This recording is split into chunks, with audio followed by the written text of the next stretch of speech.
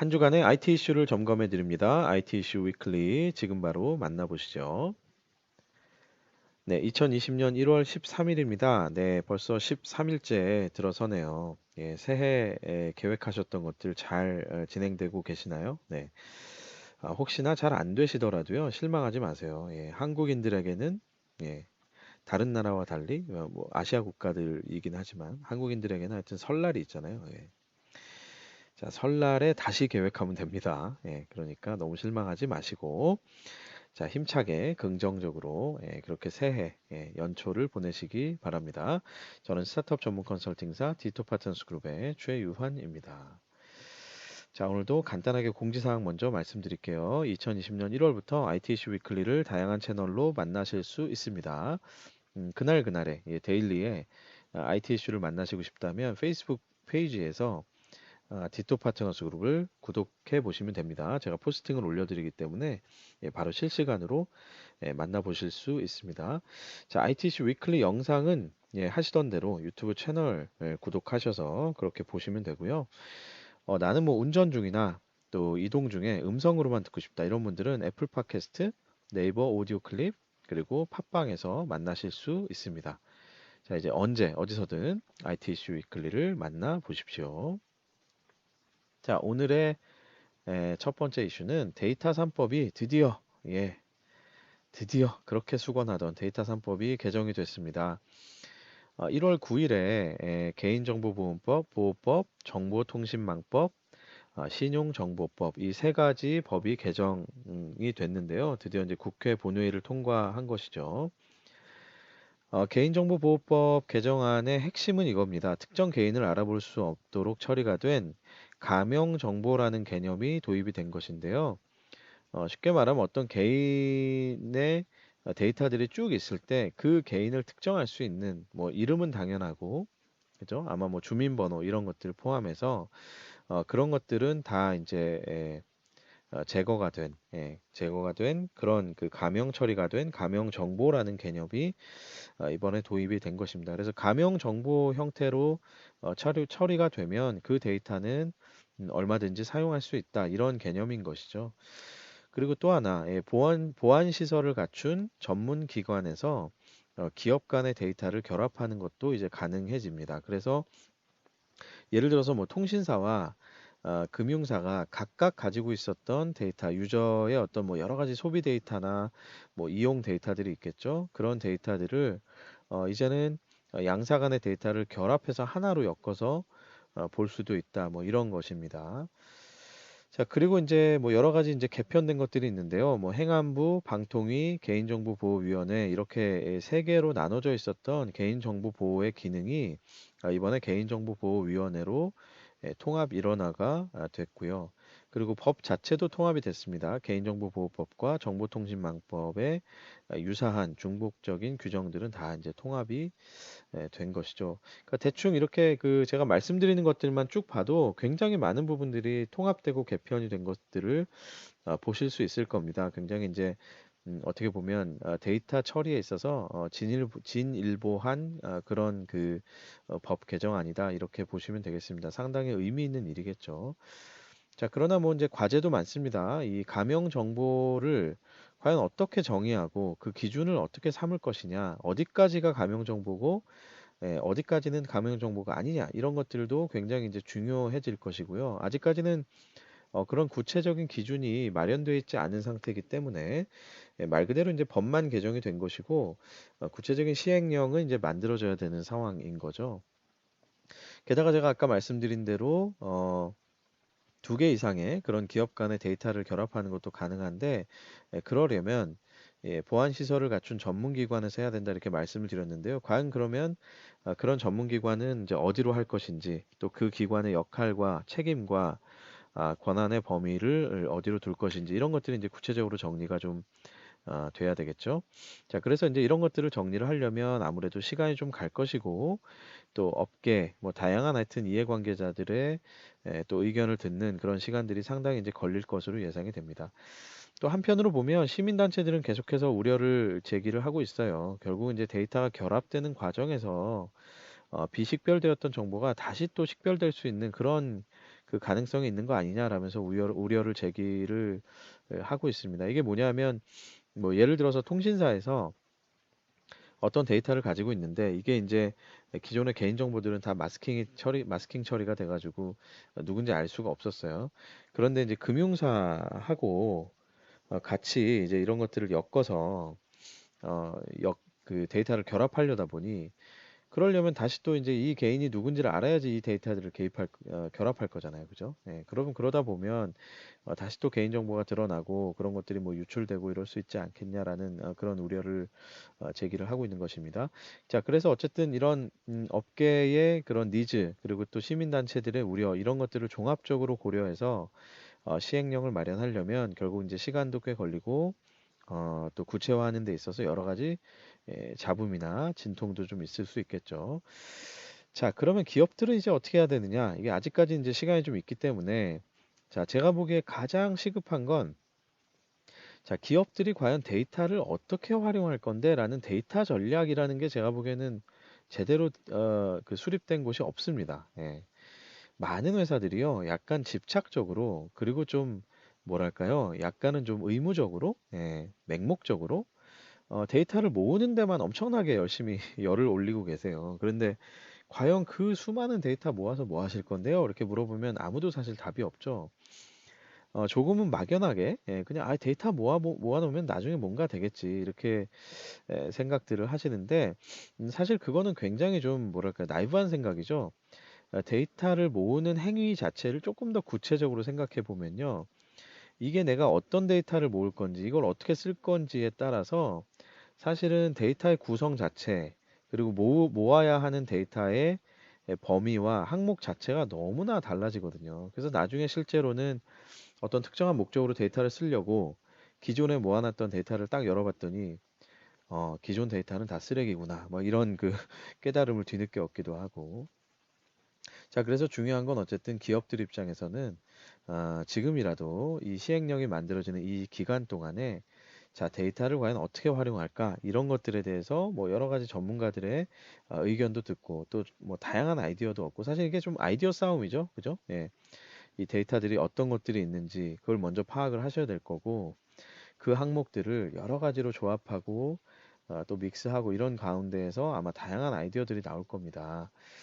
그 아이디어들을 잘 정리하고 종합하셔서 그래, 우리 회사는 이런 데이터를 이렇게 한번 써보자라는 그런 데이터 전략이 먼저 잘 세워지셔야 될 것 같아요.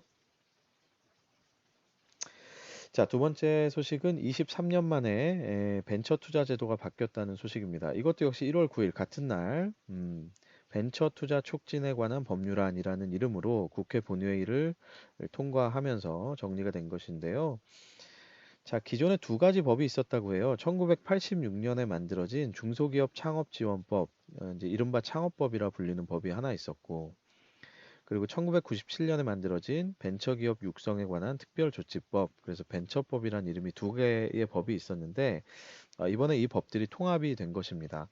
사실 뭐 그냥 연도만 봐도 이게 뭐 기존의 법들이 이게 좀 문제가 있었겠구나라고 짐작이 가시죠? 예, 하나는 1986년에 만들어지고 하나는 1997년에 만들어졌으니 이게 지금 2020년에 벤처 기업에게 뭐 얼마나 뭐 잘 맞았겠어요. 그렇죠?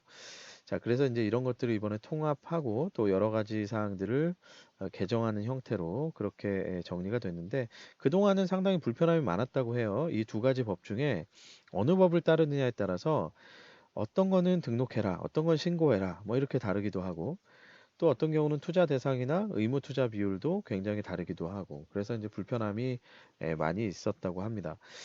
자, 이번에 개정됐던 내용을 주로 살펴보면 이런 내용들이라고 합니다. 벤처 펀드의 공동 운용사를 증권사 등으로 확대한 부분.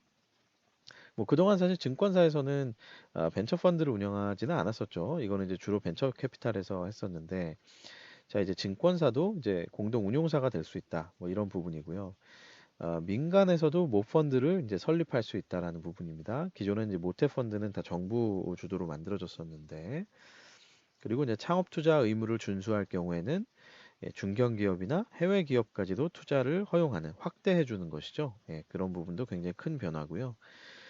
그리고 이제 엑셀러레이터는 보통 이제 초기 기업을 상대로 약간 이제 소액을 투자하는 그런 이제 투자사들을 일컫는데 엑셀러레이터의 벤처 펀드도 결성을 허용을 한다. 이렇게 또 되어 있습니다. 뭐 그 외에도 이제 투자 대상에 대한 업종을 대폭 완화한다 이런 것들이 있는데요.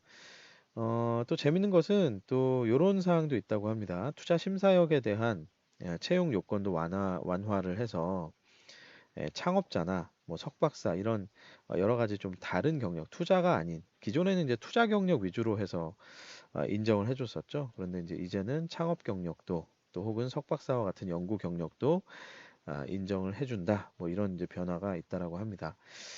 자, 업계에서는 어쨌든 투자 생태계가 민간 중심으로 전환할 수 있는 발판이다. 이렇게 환영을 하고 있고요. 뭐 제가 개인적으로 보기에는 투자 업계뿐만이 아니고 일반 개인적으로 자산 관리나 좀 재테크 좀 하시는 분들은 자, 이제는 벤처 펀드에 직접적으로 참여할 수 있는 그런 길도 많아지겠다는 생각이 들어요. 그죠? 민간의 모펀드 설립도 허용이 되고 또 엑셀러레이터도 벤처 펀드를 결성할 수 있는 시대가 되기 때문에 뭐 다양한 형태로 이제는 투자 행위에 참여할 수 있는 그런 길이 열리겠다는 생각이 들고요. 또 이제 투자를 유치하고 싶어하는 벤처 기업에게도 어쨌든 좋은 소식이 되겠죠. 다양한 형태의 펀드가 만들어지고 또 다양한 형태의 투자사들이 생겨날 것이기 때문에 훨씬 더 활성화될 수 있는 그런 계기가 된 것 같습니다. 분명히 환영할 만한 그런 법 개정이었던 것 같아요. 자, 마지막 이슈는 조금은 무거울 수 있는데, 뭐, 아직까지는 설왕설래의 상황이기 때문에, 제가 그냥 세 번째 정도로 다뤄 보겠습니다. 정부 여당과, 그리고 소상공인연합 등 주요 단체들이 배민 합병에 실제로 반대하는 목소리를 내고 있습니다. 자, 그래서 과연 배민이, 야, 이러다가 제2의 타다가 되는 거 아니야? 이런 생각이 좀 드는데요. 자, 민주당의 을지로위원회 하고 그리고 소상공인 연합 등등 몇 개의 주요 단체들이 배민의 합병에 대해서 독과점 이슈가 있다라고 제기를 하면서 공정위의 엄격한 심사를 촉구했습니다. 자, 그러나 이제 배민의 운영사인 우아한 형제들은 독과점 우려에 대해서는 이제 뭐 수수료 인상은 없을 겁니다. 이렇게 반박을 했는데요. 그런데 뭐 사실 뭐 그렇잖아요. 상식적으로 보면 이제 뭐 우아한 형제들이 이제 수수료 인상 안 할게요. 이렇게 얘기한들 무슨 소용이 있겠어요, 사실. 그죠? 이제 딜리버리 히어로로 넘어가면 뭐 말 그대로 DH에서 결정하기 나름인 거죠. 솔직히 말해서. 그러다 보니 아무리 이제 우아한 형제들이 이렇게 얘기를 해도 뭐 과연 이런 회의적인 그런 시각들이 많이 있습니다. 자, 그런데 이제 이번에 이렇게 뭐 여당의 목소리도 그렇지만 하여튼 소상공인 연합, 뭐 라이더 협회 뭐 이런 등등에서 이렇게 반대 목소리를 내게 된 데에는 이게 어떤 배경이 있을까 하는 것들이 제가 좀 궁금했는데 몇 개 기사를 찾아보면서 하여튼 정리를 해보면 이런 것 같아요. 결국은 이제 배달 앱이 음식점 자영업자들의 세계에 거의 이제 갑으로 이제 등극이 됐겠죠. 왜냐면 이제 배민에서 제대로 활동 안 하고 활동한다는 거 결국 돈 쓰는 거죠. 광고비도 쓰고 뭐 수수료도 내고 이렇게 하지 않으면 뭐 이제는 이제 사실은 이제 배달 영업 자체를 제대로 할 수 없는 세계가 됐잖아요. 사실 그죠?